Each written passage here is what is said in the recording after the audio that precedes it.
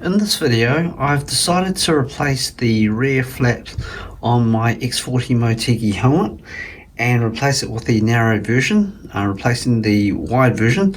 And I've also carbon fibered the actual flap and the air ducts on the actual helmet because I wanted to make it a lot more sporty rather than the simple silver that's already on here.